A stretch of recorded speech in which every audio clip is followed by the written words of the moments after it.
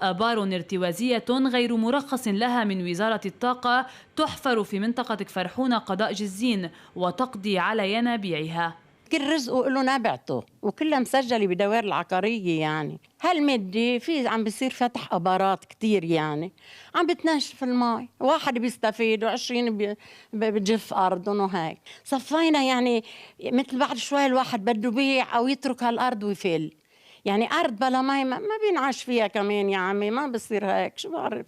لم يراعى في حفر هذه الآبار البعد المحدد والمسموح به من وزارة الطاقة. شكاوى عدة تقدم بها المعترضون أمام النيابة العامة الاستئنافية وإلى وزارة البيئة، التي أكدت في كشفها جفاف بعض الينابيع بسبب الآبار. وأصدرت وزارة الطاقة من جهتها قراراً قضى بردم هذه الآبار بعدما تأكد لها أيضاً الضرر الفادح الذي لحق بالعقارات المجاورة، لكن الردم لم ينفذ بعد. هيدي نبعة كانت تساع بحدود ال 150 متر مكعب، بتفضيها اليوم تنتلع بكره. وفي نبعة كمان لجيراننا ونبع تاني، والنهر مجرى النهر حتى جف، هلا بناخذ صور. كله هذا جففته هاي البير الارتوازية لأنه نازلين بعمق 250 متر.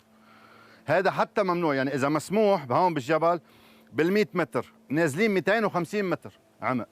على عكس هذه الينابيع الجافة في فم المتضررين براكوماء، ويحملون البلدية مسؤولية التغاضي عن هذه الآبار.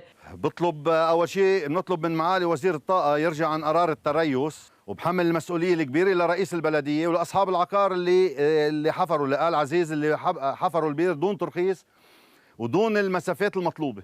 رئيس بلدية كفرحون يؤكد تقديم شكوى إلى وزارة الطاقة ويحملها المسؤولية كاملة. في 3 غير مرخصين بكفرحون.